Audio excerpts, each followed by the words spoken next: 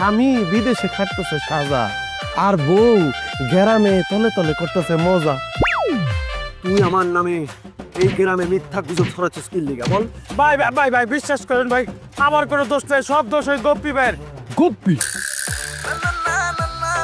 মাগনা ইন্টারনেটের কাজ আমার দিয়ে তুমি আর করতে পারো? যেমন এই যে এই তথ্যটাই তো আমি তোরে দিব না। সুমন যে অবৈধভাবে বাপ হইতে যাইতেছে, তার মধ্যে হস্তি নস্তি আছে, অবৈধ সম্পর্ক। না কইলে নাই। এত কষ্ট কইরা আমি এক একটা গুজব সৃষ্টি করি, ভাইরাল করি, আজ পর্যন্ত পারছো একটা মানসম্মত গুজব বাইর করতে? নুরুদ্দিন মেম্বারের ইজ্জত গেছে, কিন্তু কামের কাম কি হয়েছে? 2000 টাকা দাম করে দেওয়ার কথা ছিল। আমরা যে এত গুজব ছড়াইলাম তার বিরুদ্ধে, আপনি কি টাকাটা দিছিলেন? 2000 টাকার জন্য তোরা এই করতেছে। আচ্ছা ঠিক আছে, না আপনার চরিত্র ফুলের মতো পবিত্র, এটা তো আপনি টাকা দেখি নাই নিলেন। কাউরে তো পাইতেছি না, পেটের কথা না করলে তো আমার বমি হলো। আমি এ আলম কাকা, জবার পেটে তো সুমনের বাচ্চা। বড় নাকি সত্য? যাই গে ঘুমাগো। জবার পেটে কার বাচ্চা বললি? খাড়া করলাম, খাড়া। এ সময় খাড়া। 500 টাকা নাও, মিষ্টি খাইয়ে। এই 500 টাকা কি জমানো আছে নিজে? আমরা কি করি?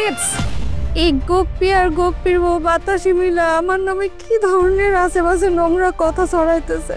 এই গীবতকে মৃত ভাইয়ের মাংস খাওয়ার সাথে তুলনা করা হয়েছে। তুমি কিন্তু যাই না শুই না বুঝা জাহান্নামের পথ সুগম করতেছ।